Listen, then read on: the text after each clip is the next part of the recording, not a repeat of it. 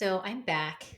And I originally titled this episode Things I Wish I Knew in My 30s. And I will say that my 30s were a time of seismic change. And as I was reflecting upon all the learnings that I had and all the changes that I had during that era, I felt like I would be just doing myself and all of you a disservice to call it that. So, really, what I'm sharing from first is the things I wish I knew before I quit journalism, because in the first half of my 30s, I made some pretty big changes. So I'm going to get into it in today's episode. So we get to go back in time today to Nicole. And I'm remembering that moment where I had my 30th birthday party with a lot of my friends at one of my favorite cocktail bars in Seattle. And during that era, in that time, if you had gone back and told that girl all the things that would happen before she turned 40, she would not have believed you. And she might have pieced out. She might have said, "No, thank you. I do not want to be part of that." Or she probably would have been like, "Wow, that's way more than I ever expected." I think that is the truth for any of us. Whenever you have one of those big decade birthdays, and when you look back, life has always changed so much more than you ever expected or ever could have anticipated. And that's actually one of the things I love about those big shifts and those big eras. And looking back, the 30s, my 30s were such an era of change that I could not have predicted. And really, I would say my biggest growth for myself and my self worth came during this era. And the lessons that I learned during that time continue to resonate for me today in my 40s. Back when I was 30, I was starting to feel like my life and my self worth being tied into my job was a pretty raw deal. I didn't realize that's exactly what was going on at the time, but I knew that things were not right. I felt like things were pretty rough. I had entered my 30s feeling really good. I had a boyfriend who I really was into. I had a job that I actually really liked. I had moved out of home and garden and covering the lamps, and I was now covering features full time. And I was getting to write about relationships. I interviewed one of my superstar authors, Jhumpa Lahiri. I was getting to do really amazing projects.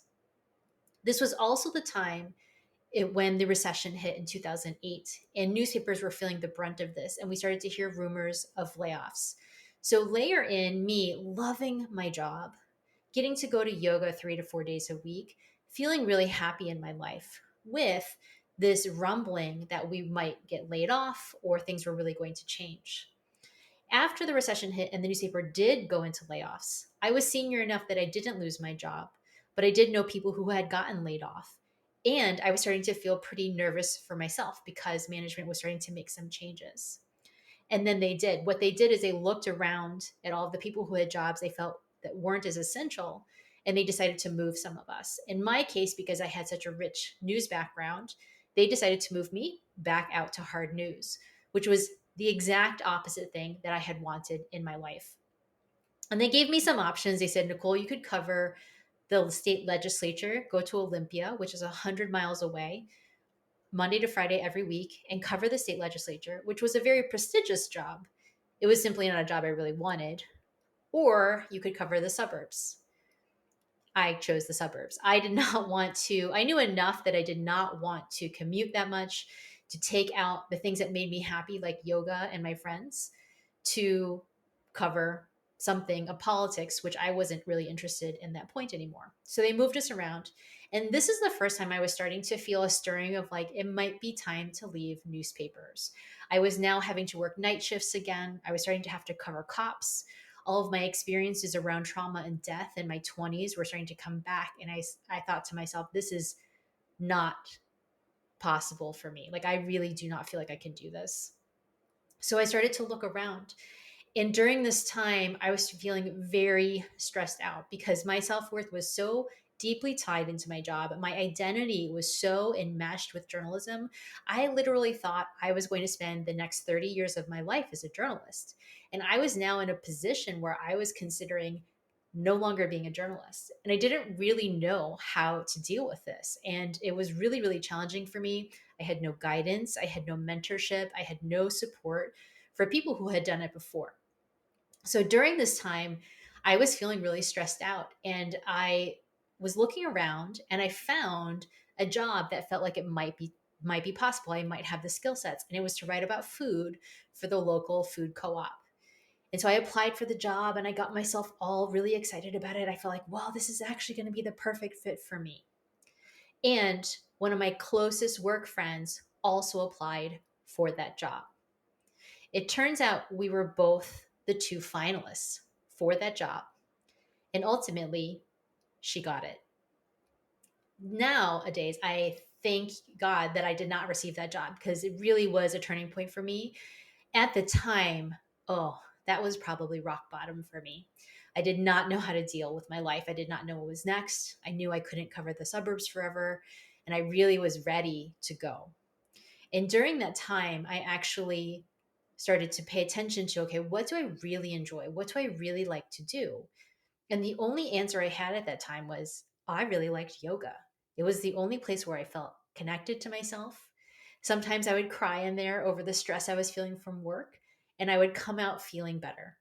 It was the place where I felt happy. It's the place where I wanted to go pretty much all the time. And I didn't really have any other place in my life that felt so safe as my yoga practice. During that time, I had been practicing pretty steady for a few years, and one of my yoga teachers had suggested to me that I go to yoga teacher training. And I thought in my head, I really don't want to be a yoga teacher. Being a yoga teacher seems crazy. I hear they don't make any money. What would I do? That just doesn't seem like something. I don't really want to stand up in front of a room. I'm a journalist. But there was something in me, and this is the first time I really started to heed what it felt like to follow my intuition. And my intuition said that I should just go for it, that I should figure it out and go to this yoga teacher training in Mexico. And so somehow I got the gumption up to apply for it. I signed up for it and I paid for it. And I said, okay, here I go. And when I went there, that was the first time in my life that I realized how deeply I was creating my own suffering. It was the first time I really started to see and understand that I was the person who was making myself pretty miserable. I was the reason I was crying all day long. I was the reason why I felt like such a victim of my circumstances. And I promise you, going into that training, I really thought it was my editors, my fellow reporters, the journalism industry were making me miserable.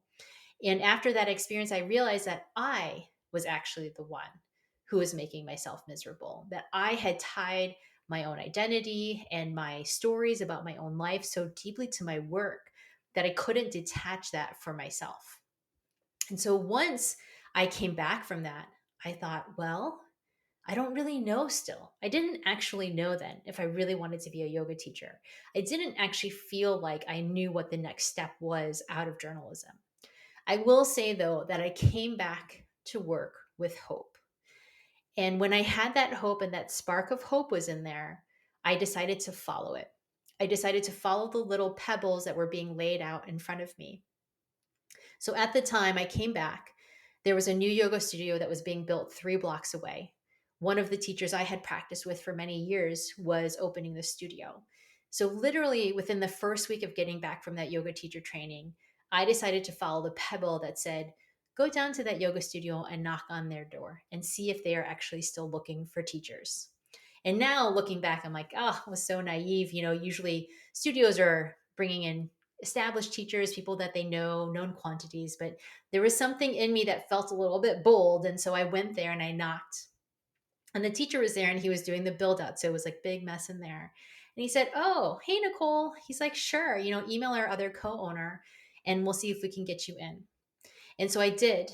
And they put me in as a sub, and they actually created a space for a new teacher spot, essentially a new slot on the schedule where I could teach.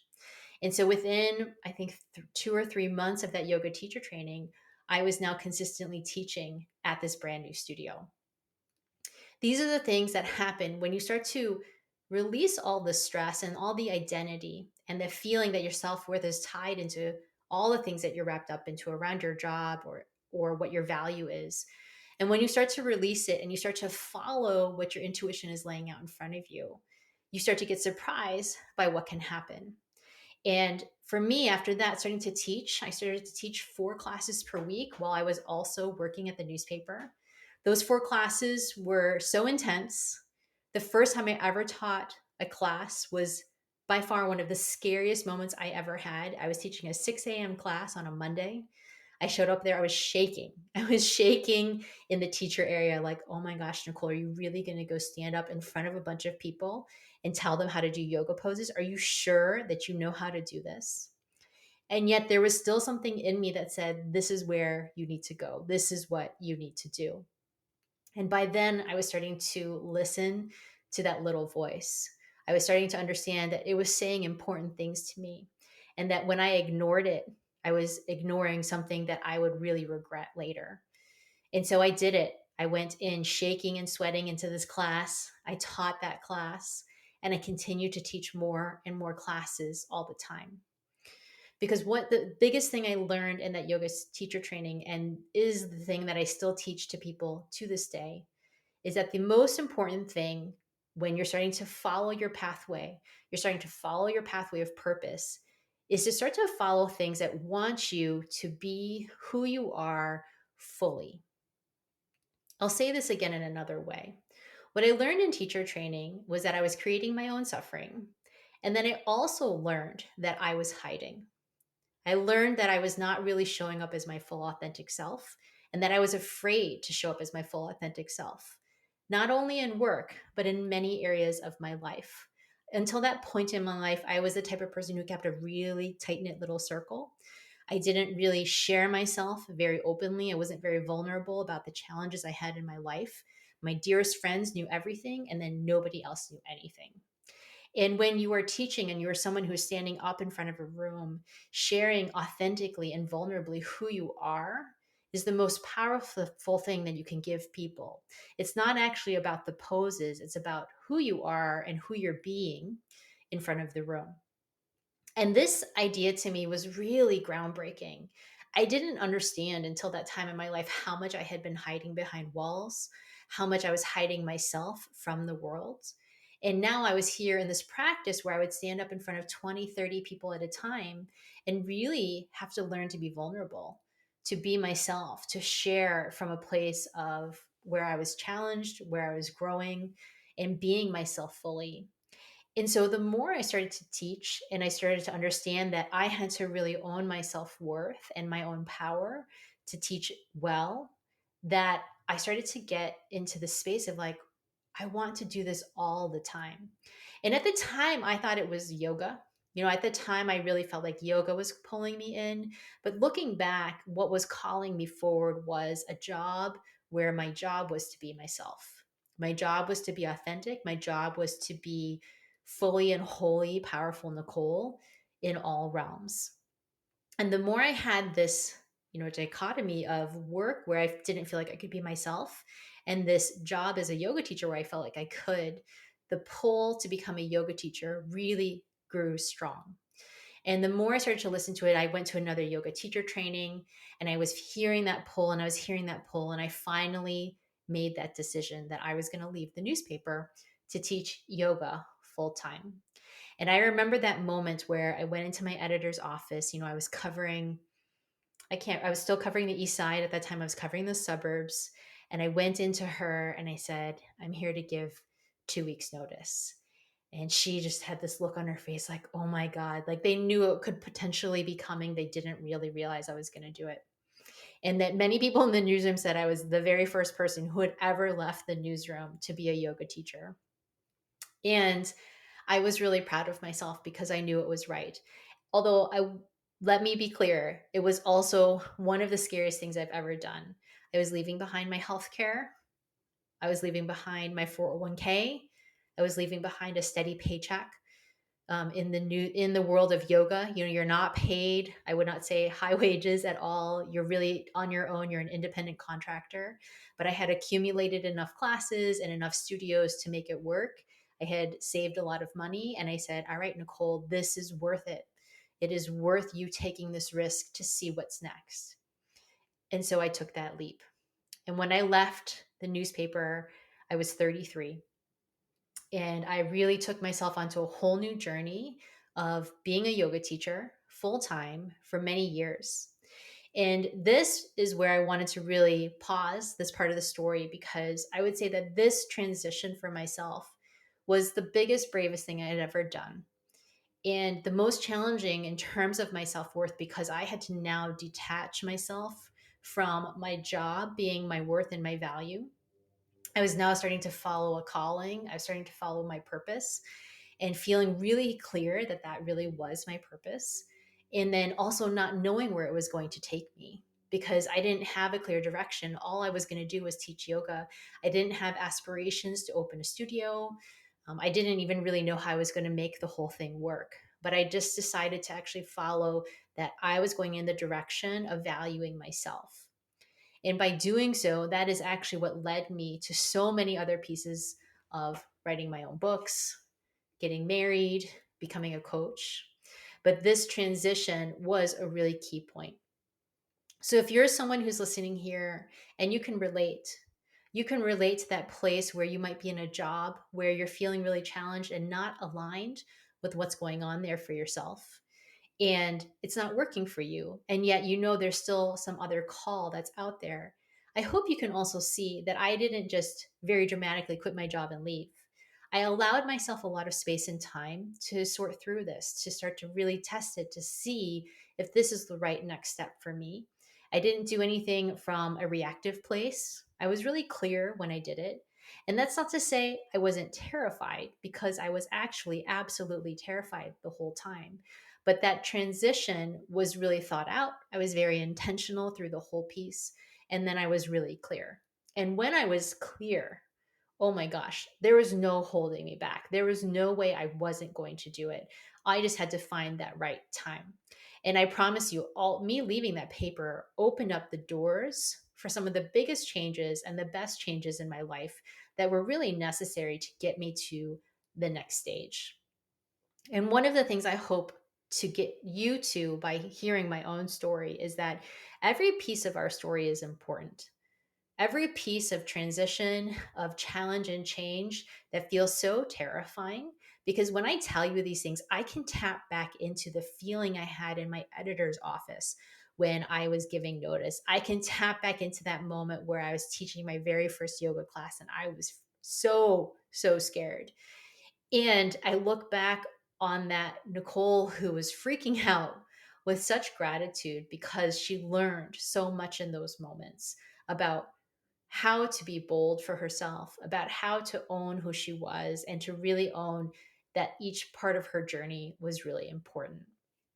So, if this is resonating for you and you're feeling like, oh, that transition has happened for you, or you're curious about that kind of transition, or you're really just wanting to know what it feels like when you start to follow your pathway to purpose, when you start to follow the pebbles and you're really starting to follow your intuitive place, DM me on Instagram. Let me know. I'd really love to hear it, because truly, I think sometimes with these stories, we feel really alone. And I see this a lot for high achieving women, where they feel alone in the choices that they're wanting to make or the next steps. And I really want everyone to feel connected and clear that none of us are ever alone in this journey, in this pathway, and that there's so much still ahead.